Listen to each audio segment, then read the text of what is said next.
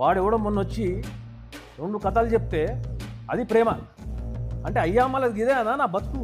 ఈరోజు మన దగ్గరకు ఒక పంచాయతీ వచ్చింది. చూస్తే వాడు మరి మంగపతి కన్నా తేడా ఉన్నాడు. ఆడి కూతురు ఏదో పంచాయతీ. అరే ఇంకా నన్ను పిలవండిరా. బరబ్బరి చెప్పినావు. నేను గలీజ్గాండి, కానీ నీ తమ్ముని కూతురు వాని ఎవరితోనో ఒక రూమ్లా 30 నిమిషాలు ఉంటే 6 నెలలు వాడిని కోటు జుట్టు తిప్పించి పిచ్చి కుక్కని తిప్పినావు చూడన్నా.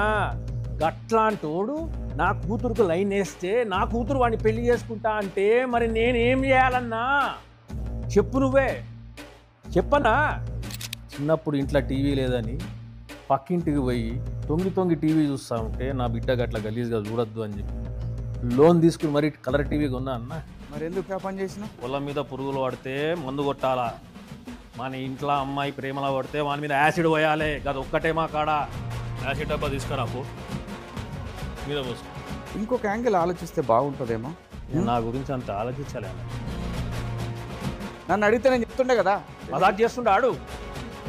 నువ్వు నా జాగాలో ఉంటే ఇట్లా చేస్తావన్నా మంగపతి ఊపుకుంటాడా? సో యాసిడ్ పోస్తానంటావు? పక్క మీద పోసుకో. మంగపతి తప్పు రాంగ్ అని చెప్పి ఎవడెవడో అరుస్తుందంట కదన్నా. అది ఎవరో చెప్పన్నా, వాళ్ళ ఇళ్ళకి పోయి మెడలు నరుకుతాను ఆ కొడుకులని ఒక్కొక్కడిని. ఆడపిల్ల ఉన్న ప్రతి తండ్రి మంగపతే.